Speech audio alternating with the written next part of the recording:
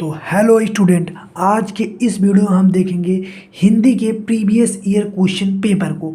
मैं आपको बता दूं, अब तक मैं दो हिंदी का क्वेश्चन पेपर करा चुका हूं जो कि 2022 का था, लेकिन आज की इस वीडियो में हम 2019 का पेपर देखेंगे। यहाँ पर आप देख सकते हो। अब कई लोग सोचेंगे कि 2019, इससे कोई फर्क नहीं पड़ता, आपको पैटर्न मालूम होगा। और कई बार ऐसा होता, आप सब खुद जानते होंगे कि पीछे से भी क्वेश्चन पूछ लेता है। तो इतना तो समझदार आप लोग हैं ही। विदाउट वेस्ट टाइम हम डायरेक्ट अपने टॉपिक पे चलते हैं। तो देखिए, जैसे ही आपको पेपर मिलेगा तो यहाँ पे कुछ चीज़ें लिखी रहती हैं जो आप सभी जानते हो। तो हम सब डायरेक्ट अपने टॉपिक पे चलते हैं, ठीक है। पहला क्वेश्चन क्या है? कल्पलता निबंध संग्रह है। किसका निबंध संग्रह है? तो वैसे हजारी प्रसाद द्विवेदी का है, लेकिन नहीं ऑप्शन है तो आप कोई सा भी लगा दोगे, आपको नंबर मिलेगा, लेकिन हम यही लगाएंगे, ठीक है। इसके बाद फिर देखिए क्या है। चलिए अब हम दूसरा क्वेश्चन देखते हैं। कन्हैयालाल मिश्र प्रभाकर की बाजे पयलिया के घुंघरू किस विधा की रचना है? तो जो ए है यह संस्मरण है, ठीक है, और ये बहुत महत्वपूर्ण है। आगे चलते हैं। अब देखिए तीसरा क्वेश्चन क्या है? निम्न में से कौन हजारी प्रसाद द्विवेदी का उपन्यास नहीं है? तो जो तट की खोज है वह इनका उपन्यास नहीं है। इसके बाद फिर देखिए क्या है। निम्न में से मेरे विचार कृति के लेखक कौन है? तो जो मेरे विचार है, जब आप जीवन परिचय पढ़ेंगे तो उसी में लिखा है प्रोजी सुंदर रेड्डी का है, ठीक है। इसके बाद क्या है? निम्न में से हरिशंकर परसाई की रचना है। तो जो हरिशंकर परसाई की रचना वो क्या है? यहाँ पे जो तब की बात और थी, यही उनकी रचना है, बहुत इंपॉर्टेंट है। इसके बाद क्या है? हरिऔध जी का प्रिय प्रवास है। तो भाई ये मुझे नहीं मालूम है, और वैसे क्वेश्चन बहुत टफ है, ठीक है। इसके बाद क्या है? निम्न में से मैथिली शरण गुप्त की रचना है, यानी कि कौन से मैथिली शरण गुप्त की रचना नहीं है, ठीक है। अब होता क्या है, बहुत इंपॉर्टेंट क्वेश्चन है। ऐसे क्वेश्चन में ही गलती होती, जैसे अभी क्या मुझसे ही गलती हो गई न, मैंने क्या पढ़ा? निम्न में से मैथिली शरण गुप्त की रचना है। अब होता क्या है, जैसे अभी जब कई बार होता है ना, क्वेश्चन पेपर सरल आया होता है ना, तो जो स्टूडेंट्स होते हैं वो जल्दबाजी में नहीं, उनको दिखता ही नहीं, वो बस केवल यही देखेंगे निम्न में से मैथिली शरण गुप्त की रचना है, तो कोई एक ठोक देंगे, और वही ठोकेंगे तो हो जाएगा उनका गलत। तो यहाँ पे इसीलिए ध्यान से पढ़िए, नहीं है यानी कौन सी नहीं है? तो जो ए है, विकल्प नंबर 2 ये नहीं है, इतलायम, क्योंकि ये अज्ञेय द्वारा रचित है, और ऐसे में आपका एक नंबर हो जाए गलत। और मैं ये चीज़ मैं 100% आपको बता दूं, यही चीज़ कई बार 2 नंबर और 3 नंबर वाले क्वेश्चन में भी होता है। अब देखिए क्या है, जयशंकर प्रसाद की जो महाकाव्य है, यानी जो कामायनी महाकाव्य है, इनमें उसमें टोटल कितने सर्ग हैं? तो भाई ये तो हमेशा शायद मालूम होगा तुम लोगों को भी, 15 सर्ग हैं। अब देखिए क्या है अगला, रामधारी सिंह दिनकर को उनकी काव्यकृति उर्वशी पर कौन सा पुरस्कार मिला था? तो उनको ज्ञानपीठ पुरस्कार मिला था, ठीक है। लास्ट क्वेश्चन देखिए, सच्चिदानंद हीरानंद वासन आगे किस सप्ताह के संपादक थे? तो बिना सोचे आप लगा दीजिएगा तार सप्ताह में, ठीक है। अब देखिए, अब हमारा बहुविकल्पीय क्वेश्चन हो गया। मैं आपसे क्या कहा था, यदि ऐसी कंडीशन में आप इस क्वेश्चन को गलत कर दिए तो यहाँ से आपका एक नंबर कट जाएगा, और 101% है आपको ये क्वेश्चन नहीं आएगा। मुझे भी नहीं आ रहा है, तो ऐसे में आपका 2 नंबर तो यहीं गलत हो गया। तो अगर आपसे 2-3 क्वेश्चन और गलत हो गया तो टोटल आपसे हो जाएगा 4-5 क्वेश्चन गलत। और जब आपसे 5 क्वेश्चन अगर गलत हुआ तो फिर आपसे मान लीजिए ना, फिर आप यहीं से एग्जामिनर की नज़र में गिर जाएंगे। क्योंकि मैं यही चीज़ बार बार एक हर वीडियो में बता रहा हूँ कि अगर आप हिंदी का पेपर दे रहे हैं तो बहुविकल्पीय क्वेश्चन आप तैयार कर लें, क्योंकि 10 नंबर ये जो आता है कहीं से भी आ जाता है। जैसे आपका मान लीजिए जो जीवन परिचय आता है, तो इसका अपना एक कन्फर्म है भाई, 6 चैप्टर है, उसी में से 3 आएगा, तो उसे कोई भी याद करके लिख सकता है। लेकिन बहुविकल्पी क्वेश्चन के लिए मेहनत करना पड़ता है, और ऐसे में यदि आपका 8, 7, 9 इस तरीके से सही हो जाएंगे तो फिर आपको लगेगा कि हाँ एग्जामिनर की बच्चे ने पढ़ाई की है, ठीक है। तो इस चीज़ पर आप जोर जरूर दीजिएगा। इसके बाद फिर देखिए यहाँ पे आ गया है अपना, मतलब ये सब है, तो इससे हम लोगों को ज़्यादा मतलब है नहीं, हम लोग आगे चलते हैं।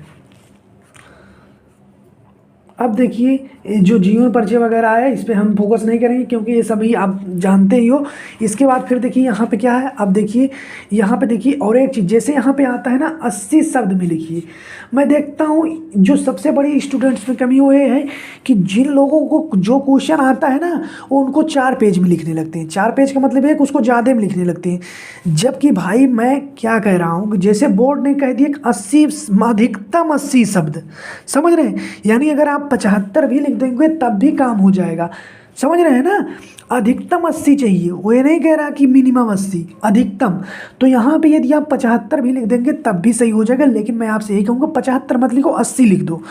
और यदि आप 80 भी लिख रहे हो, 80 से ज़्यादा तो 90 लिख दो। 90 से जान लो 91, 91 नहीं होना चाहिए।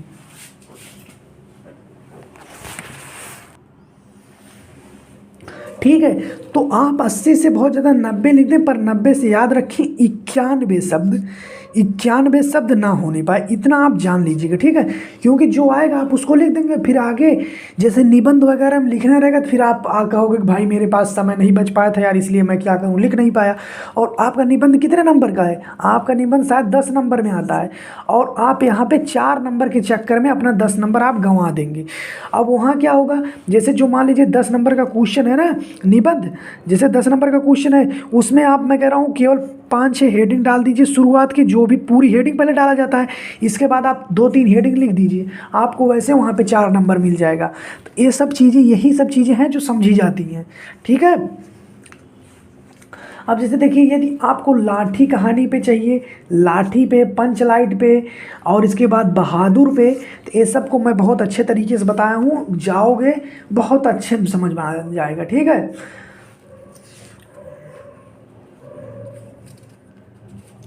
और मैं फिर यही कह रहा हूँ, जैसे संस्कृत में देखिए यहाँ पे है, ये देख लीजिए, आप खुद दिमाग लगाइए एक बार। संस्कृत से आपके टोटल 2 क्वेश्चन आते हैं, 2 क्वेश्चन आएंगे, और 2 क्वेश्चन के 2 भाग रहेंगे, पहला भाग और दूसरा भाग। और जो दोनों भाग रहते हैं, दोनों भाग में 2-2 क्वेश्चन दिए रहते हैं। ठीक है, 2 क्वेश्चन आएगा और प्रत्येक भाग में 2-2 क्वेश्चन दिया रहेगा, लेकिन इसमें से एक करना रहेगा, इसमें से भी एक करना रहेगा, और इस पर दोनों पर 7-7 नंबर मिलते हैं, यानी टोटल 14 नंबर। समझ रहे हैं ना, तो 2 ऑप्शन रहेगा, कोई भी कर सकते हो, बहुत कठिन नहीं आता है। और मैं एक ही चीज़ हमेशा आपको बताता हूँ कि भाई जो आपका इससे ज़रूर आता है, जिस चैप्टर से लिया गया है, यानी कि जो श्लोक वाला चैप्टर है ना, ये इससे ज़रूर आएगा, इससे ज़रूर। तो मतलब आप इस चीज़ जान लीजिए, 7 नंबर तो आपके हैं। इसके बाद क्या हो गया, मुहावरे और लोकोक्तियाँ। तो पहले देखिए ईद का चाँद होना, तो जो लोग ईद का चाँद का मतलब नहीं जानते, जान लो कुछ नहीं जानते। ईद का चाँद का मतलब क्या होता है, कभी कभी दिखना। अब फिर आगे चलें तो क्या है, नाक कटाना, यानी कि बेइज्जती करा देना। जैसे होता नहीं, अरे भैया इसने तो नाक कटा दिया, यानी बेइज्जती करा दिया। ठीक है, अब देखिए ये सब जो संस्कृत वाला, ये सब भैया आप लोग देखिएगा। इसके बाद क्या है,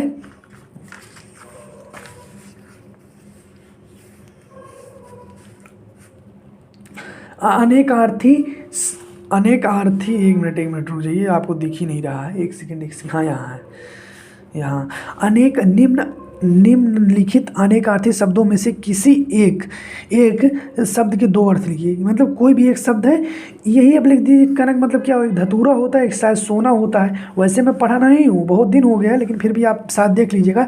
निम्न में से 2 वाक्यांशों के लिए एक शब्द चुनिए। ठीक है, पैर से सिर तक दंड देने योग्य दंडनी, जो दंड देने योग्य होगा क्या होगा, दंडनी। जो कभी मरे ना अमर। इसके बाद क्या, जिसमें कुछ करने की क्षमता ना हो, कुछ भी चूतिया नहीं भाई, एक मिनट, जिसमें कुछ करने की क्षमता ना हो, असमर्थ कह सकते हो। बिना वेतन काम करने वाला, स्वयं सेवक, ये जान लीजिए। हाँ, बिना वेतन काम करने वाला कौन होता है, स्वयं सेवक। अब ये सब देखिए आपका है, इसके बाद हो जाएगा आपका खत्म।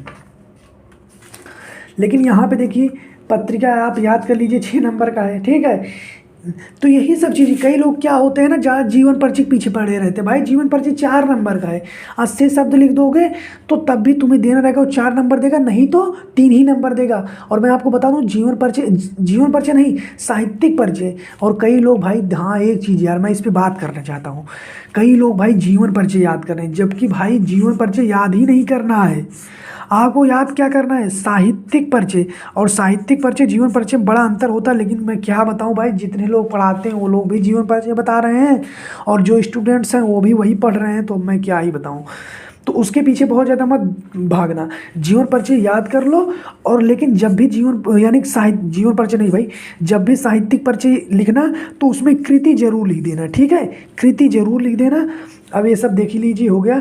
और इसको भी याद कर लेना क्योंकि यहाँ से 6 नंबर मिलता है जीवन परिचय से अधिक। और फिर देख लीजिए आपका यहाँ पे आ गया, देख लीजिए आपको ये लिखना पड़ेगा 9 नंबर में। तो आप देखिए क्या है, पर सबसे पहले लिख दिए पदोन्नति आरक्षण का औचित्य, यानी कि आरक्षण के बारे में।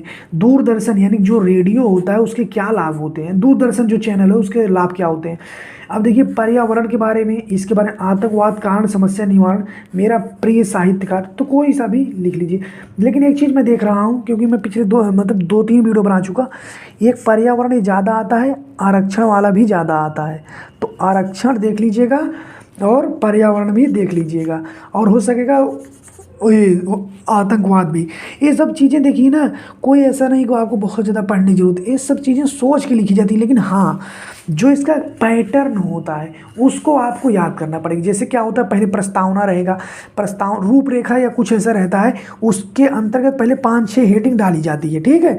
इसके बाद फिर प्रस्तावना से शायद लिखना चालू होता है। तो ऐसे में क्या होगा, यदि आप 5-6 हेडिंग डाल दिए हैं, 2-3 हेडिंग इधर लिख दिए हो, तो तब भी आपको 4 नंबर तो मिलेगा ही, ठीक है। तो मिलते हैं नेक्स्ट वीडियो में, तब तक ले जाएं तो वंदे मातरम। मैं एक चीज़ कहना चाहता हूँ, चैनल सब्सक्राइब कर देना। अभी देखो, मैं देखो 2019 का हिंदी सॉल्व करा दिया, यहाँ पे देखो 2022 का सॉल्व पहले से करा दिया हूँ। और ये देखो एक और, ये भी 2022 का है, इसको भी मैं सॉल्व करा दिया हूँ, ठीक है। अब हिंदी खत्म हो गया, अब आएगा मैथ, तो मैथ को भी समाप्त कर देंगे। तो इसलिए चैनल को सब्सक्राइब कर दो, और मिलते हैं नेक्स्ट वीडियो में। कल से आपके एग्ज़ाम टिप्स से रिलेटेड वीडियो आएगा।